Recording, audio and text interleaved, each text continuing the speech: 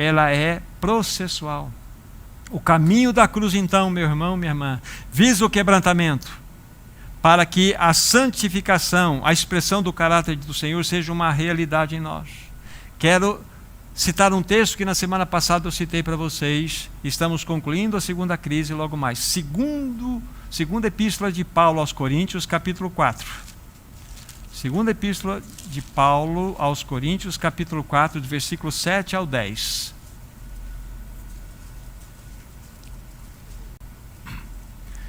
Repetindo, 2 Coríntios 4, de 7 a 10.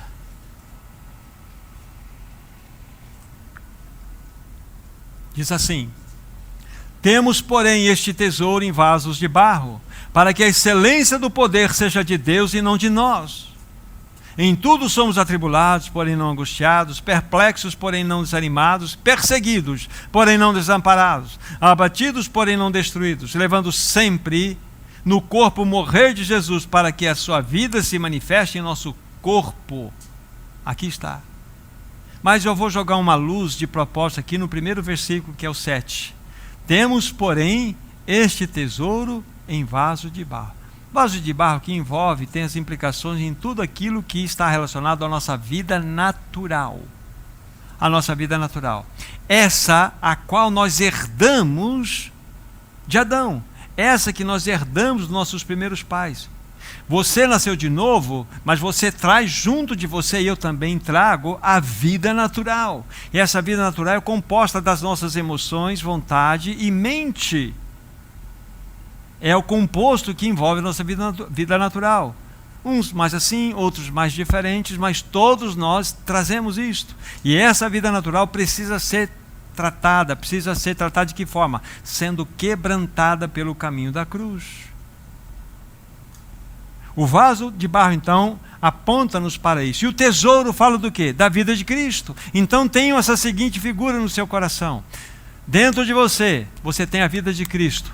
Ali dentro. Mas envolta essa vida de Cristo, tem você. A sua vida natural está ali.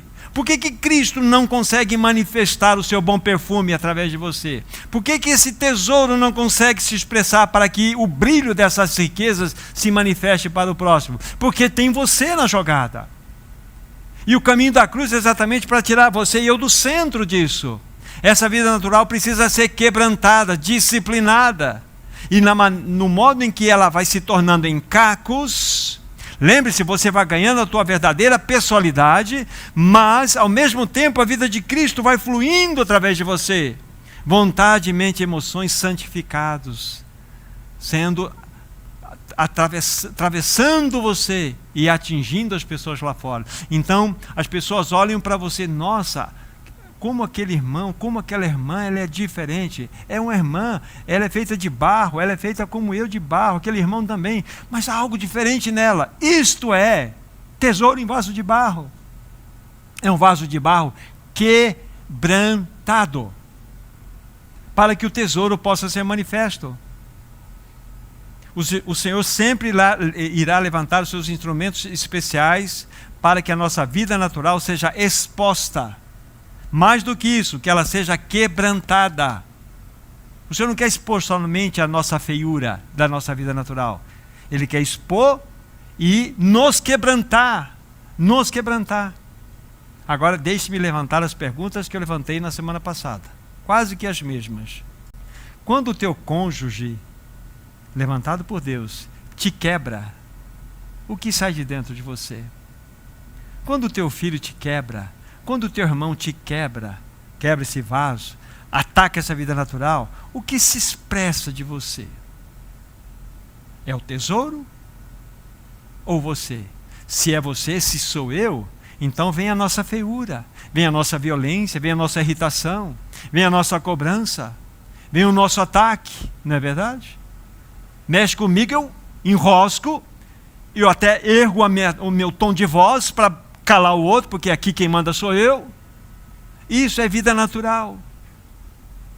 Então, quando as pessoas nos atacam, de que maneira nós reagimos? É isso que está dizendo aqui. Você se lembra do exemplo que eu dei na semana passada? Me reportei rapidamente daquela irmã em Betânia, quando ela quebrou aquele vaso de alabastro preciosíssimo, preciosíssimo. Mas o que estava dentro era muito mais precioso, que era um perfume de um valor exorbitante. Para que aquele perfume pudesse sair dela, ela quebrou o vaso natural dela. E aquele perfume inundou. Então ela foi quebrada e dela saiu algo que contagiou a todos naquele ambiente. E isso fez com que a adoração fosse uma realidade.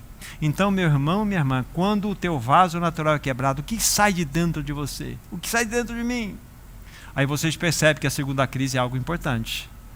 A segunda crise é algo que nós não podemos não dar atenção devida. Bendita crise é esta, a da santificação. É impossível nós avançarmos na vida cristã sem que esta crise seja uma realidade.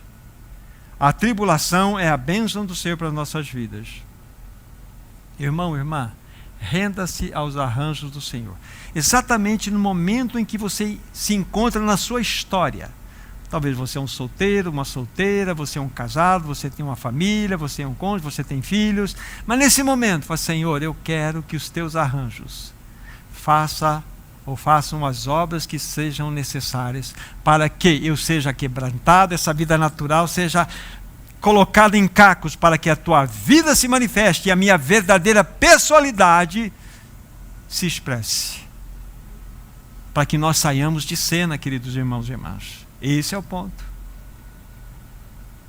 O Senhor quer que recebamos essa palavra, para que nós, de fato, aos arranjos dele, ao sermos quebrantados, ele como grande tesouro possa ser manifestado. Irmãos, a primeira crise fala-nos de um ato absoluto. A segunda crise fala-nos de um ato de processo que durará até a vinda do Senhor. Renda-se o quanto antes ao Senhor. Renda-se ao quanto antes do Senhor. Todos nós precisamos passar pelo deserto. Todos nós. O povo de Israel, ele não precisava ficar 40 anos no deserto. Ele ficou 38 anos a mais no deserto por rebeldia. Por 2 anos, eles saindo lá do Egito, chegaram em Cádiz Barneia. É até ali que Deus queria eles no deserto. O outro tratamento seria lá dentro de Canaã. Mas na rebelião fez com que eles andassem. Ou seja, eles peregrinaram apenas 2 anos e andaram errantes por 38 anos. É assim que muitos cristãos fazem. Não temos peregrinação, nós estamos errantes no deserto porque nós recusamos o tratamento do Senhor. Então aqui está a importância da segunda crise. Tome a sério este assunto, por favor. Para então finalizarmos, e é bem rápido agora, a terceira crise. A terceira crise eu quero chamar então o texto, 1 Coríntios capítulo 15. Lemos lá Filipenses capítulo 3, versos 20 e 21, mas eu quero olhar para esse texto agora. 1 Coríntios capítulo 15, de 50 a 54. Veja que promessa maravilhosa temos aqui. 1 Coríntios 15, 50 a 54, e a palavra de Deus diz assim: isto afirma, irmãos, que a carne e o sangue não podem herdar o reino de Deus, nem a corrupção herdar a incorrupção. Eis que vos digo um mistério: nem todos dormiremos, mas transformados seremos.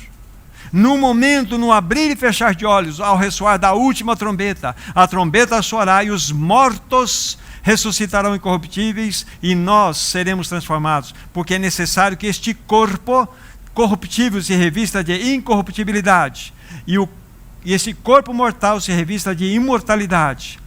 E quando este corpo corruptível se revestir de incorruptibilidade e o mortal se revestir de imortalidade, então se cumprirá a palavra que está escrito: tragada foi a morte pela vitória. Aqui está a promessa que você vai ter um corpo glorificado, e vai ser na vinda do Senhor Jesus Cristo. Aí a terceira crise ela se completa.